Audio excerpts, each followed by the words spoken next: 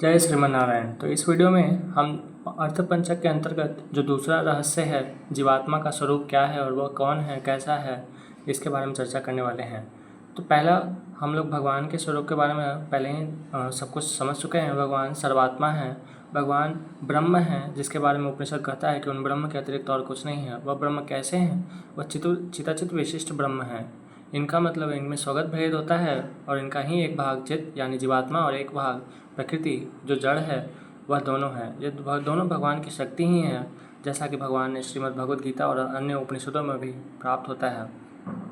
तो यह जीवात्मा जो है भगवान का ही अंश है और स्वरूपतः भगवान के जैसा ही है। भगवान सच्चिदानंद घन है, यह भी सच्चिदानंद घन ही है। भगवान आनंद स्वरूप है, जीवात्मा भी आनंद स्वरूप है। जैसे सागर का एक बूंद भी क्वालिटीज़ में सागर के जैसा ही खट्टा, नमकीन और जलीय फ्लूइड होता है, वैसे ही भगवान का भी यह अंश है। जैसे अग्नि का अंश चिंगारी आग ही होता है, वैसे ही भगवान भी सच्चिदानंद घन जो परब्रह्म है, परात्पर तत्व हैं, उन्हीं का अंश जीवात्मा भी जड़ देह से सर्वथा विलक्षण और आनंद स्वरूप ज्ञानाकार और चेतना का समूह, चेतना साक्षी है, करता नहीं है, अकर्ता है। और इसका वास्तविक स्वरूप तो यही है कि यह भगवान का अंश है, भगवान इसके अंशी हैं, भगवान इसके रक्षक हैं और आत्मा भगवान के द्वारा रक्षित होता है। भगवान इसके भोक्ता हैं और आत्मा भगवान के ही द्वारा भोग्य है। भगवान इसके आधार हैं और भगवान इसे धारण करते हैं, इसलिए भगवान के द्वारा ही जो आधार है वो प्राप्त कराया जाता है इसको। और भगवान इसके अंशी हैं, इसलिए अंशी को प्राप्त करना ही भगवान के इस अंश जीव का परम लक्ष्य है। तो भगवान के साथ हमारे 9 तरह के संबंध हैं। शेष शेषी भाव, जीव भगवान का शेष है यानी सेवक है, यानी दास है। नारायण का दास होने के कारण जीवात्मा जब तक नारायण से अलग रहेगा, जब तक भगवान श्री हरि से यह अलग रहेगा, विमुख रहेगा, तब तक इसको कहीं भी सुख शांति कुछ नहीं मिल सकता है। तो यह शेष शेषी भाव है। दूसरा भाव, भगवान इसके भोक्ता हैं।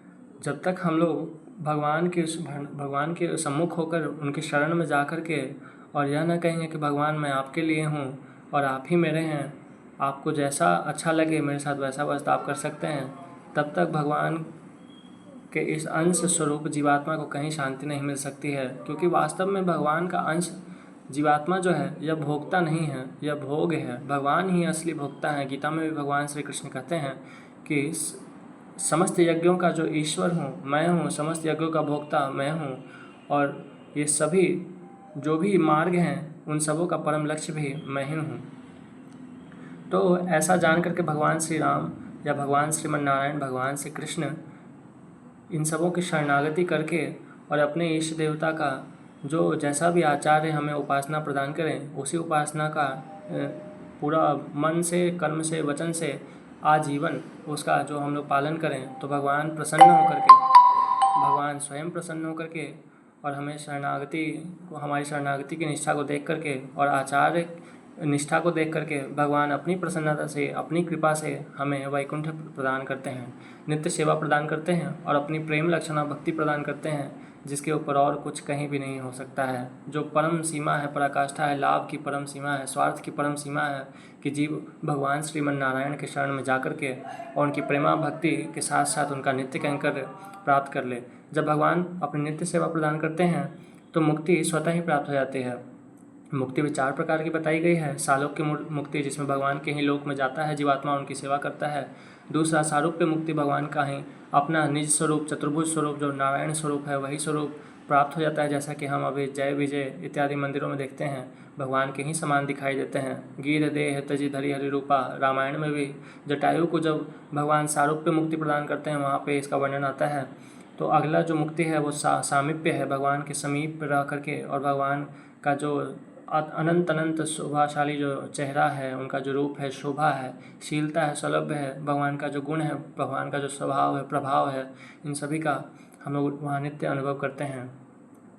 तो और चौथा जो है साष्टी मुक्ति है। साष्टी मुक्ति का मतलब भगवान के ही समान अनंत ऐश्वर्य भगवान उस अपने प्रिय जीवात्मा को प्रदान कर देते हैं। जितना ऐश्वर्य भगवान का है उतना ही ऐश्वर्य भगवान के दासों का भी हो जाता है। मुक्तावस्था में ये साहसी मुक्ति है। तो भगवान का जो शुद्ध भक्त होता है यह चारों प्रकार की मुक्तियों को न चाह करके केवल और केवल भगवान की नित्य सेवा मांगता है। और भगवान का नित्य सेवा जिसको प्राप्त होता है, भगवान के समीप रहोगे तभी तो सेवा करोगे, इसलिए भगवान के ही लोक में तुम्हें जाना होगा। भगवान के समीप रहोगे तो सालों के सामने पैसे ही प्राप्त हो गया, और वहाँ सच्चिदानंद घन बॉडी से ही तुम सब तरह की सेवा कर पाओगे। इस बॉडी से अभी जो हमारे पास शरीर है यह लिमिटेड है, इससे तुम एक स्थान पे अगर तुम भगवान को पंखा कर रहे हो तो दूसरी सेवा तुम नहीं कर सकते हो उसी समय पे। लेकिन जो दिव्य शरीर होता है वह एक ही समय पे अलग अलग रूपों में अपने आप को प्रकट करके भगवान की कई प्रकार से सेवा कर सकता है।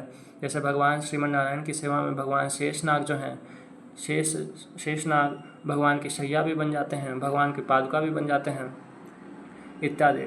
तो भक्ति ही परम प्राप्य है, भगवान की नित्य सेवा ही परम प्राप्य है। और भगवान के प्रति जो अनन्य प्रेम है, भगवान की जो नित्य श्री जी हैं, जो भगवान के नित्य साथी रहते हैं, विष्णु और अनपायिनी है, जो भगवान की मूल प्रकृति हैं, महामाया, योग माया इत्यादि शब्दों से जिसका वर्णन रामायण इत्यादि ग्रंथों में भगवान व्यास, तुलसीदास इत्यादि कवियों ने किया है। जो समस्त संसार की जितनी भी शक्तियाँ हैं, दुर्गा इत्यादि, वो सभी जिनके अंश अंश से प्रकट होकर के महामहिमाशाली स्वयं जिनका वर्णन कोई नहीं कर पाता, उन सबों की अंशी जो भगवान की मूल प्रकृति श्री जी हैं, भगवती महालक्ष्मी हैं, श्री सीता जी हैं, श्री रुक्मिणी जी हैं, श्री राधा जी हैं, उन सबों भगवान और भगवती इन दोनों का जो सम्मिलित स्वरूप है, इस दिव्य दंपति की उपासना श्रीमन नारायण, लक्ष्मी नारायण, सीताराम, राधे श्याम इत्यादि रूपों में भक्तगण करते हैं। यह भगवान का जो दूसरा जो अंश स्वरूप जीव है, यह तत्व अर्थपंचक के अंतर्गत हम लोग डिस्कस किए।